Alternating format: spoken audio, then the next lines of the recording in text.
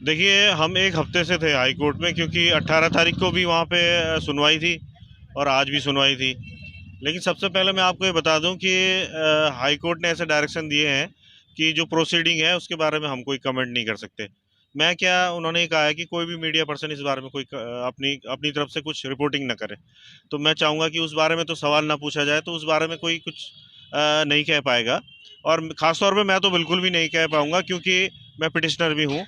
और जिस तरह से आप देख रहे हैं कि वहाँ पे जो राज्य के महाधिवक्ता हैं और एसआईटी है, वो मुझे लगातार टारगेट करती है, तो मैं कुछ नहीं कहूँगा। लेकिन मेरा अभी भी न्यायपालिका पे विश्वास है और उम्मीद है कि 26 तारीख को जब सुनवाई होगी तो कुछ अच्छा निर्णय आएगा। अ, उसके अलावा मैं एक चीज़ और भी कहना चाहता हूँ आपसे कि देखिए, ये लड़ाई केवल अंकिता के माँ बाप की नहीं है, या ऋषिकेश में जितने लोग हम यहाँ पे बैठे हुए हैं, शकुंतला रावत जी बैठी हुई हैं, जैसा मुझे पता चला कि उनके साथ यहाँ पे पुलिसकर्मियों ने दुर्व्यवहार किया, मारपीट की। ये एक समाज की लड़ाई है, क्योंकि देखिए, बेटियां जो हैं समाज का एक बहुत ही महत्वपूर्ण अंग है। उनके बिना आप एक समाज की कल्पना नहीं कर सकते। तो भाजपा सरकार जो कहती है कि बेटियों को पढ़ाओ, बेटियों को बचाओ, देखिए हमने पढ़ा दिया बेटियों को, और जब वो योग्य हो गई और जब वो नौकरी करने के लिए घर से निकलती है, तो उसको इस तरह से उसके साथ हो जाता है जैसा अंकिता के साथ हुआ। तो ये सबसे बड़ा ज्वलंत प्रश्न ये है कि जो उत्तराखंड राज्य है, जिसमें हमें कभी भी ऐसा असुरक्षित वातावरण कभी भी नहीं दिखाई दिया, वो दिखाई दे रहा है। वो सबसे बड़ा चिंता का विषय है और उसके उत्तर हम ढूंढ रहे हैं, अभी न्यायपालिका से ढूंढ रहे हैं। सरकार हमारा सहयोग नहीं कर रही है, तो अब जनता धीरे धीरे करके तय करेगी कि आखिर लड़ाई किस तरह से आगे ले जानी है।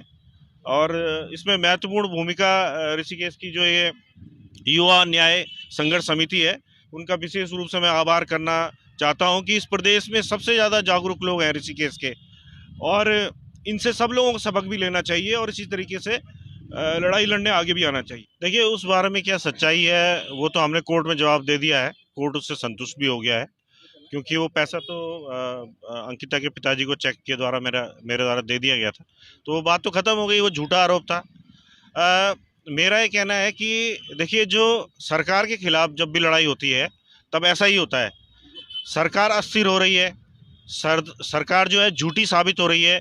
ये साबित हो रहा है कि सरकार कहीं ना कहीं, जो इस पूरे हत्याकांड के पीछे जो वीआईपी है, जो शायद कोई इतना बड़ा नेता है भाजपा का, या कोई ऐसा सरकार का ऐसा कोई मददगार है जिसका नाम एक्सपोज हो जाए, तो पूरी सरकार हिल जाएगी। और मुझे तो लगता है कि ये डर केवल राज्य सरकार को ही नहीं है, ये डर केंद्र सरकार को भी है। और कहीं ना कहीं राज्य और केंद्र सरकार दोनों एक ही पार्टी की है, भाजपा की है। और ये खौफ है कि अगर उसका नाम एक्सपोज हो गया तो एक बहुत बड़ा दाग भाजपा की सरकारों पे होगा, जो डबल इंजन की सरकारें हैं, और सरकार डोल जाएगी, जनता का विश्वास खत्म हो जाएगा। लेकिन वो ये नहीं समझ पा रहे हैं कि वीआईपी को बचा के तो आप ऑलरेडी अपना जो विश्वास है वो खत्म करवा रहे हो। जनता जनता का विश्वास तो ऑलरेडी खत्म हो रहा है। अगर वीआईपी का नाम आप खुद ही एक्सपोज करा देते हो, दामी जी स्वयं आगे आ जाते हैं कि ये साहब वीआईपी है और इसको सजा दीजिए, इसे फांसी पे लटका दीजिए, है कि नहीं? तो विश्वास लौट भी सकता है, लेकिन कोई भी प्रयास राज्य सरकार के द्वारा या केंद्र सरकार के द्वारा, किसी के द्वारा नहीं किया जा रहा। ये सबसे बड़ा एक दुखदाई पहलू है इस लड़ाई का।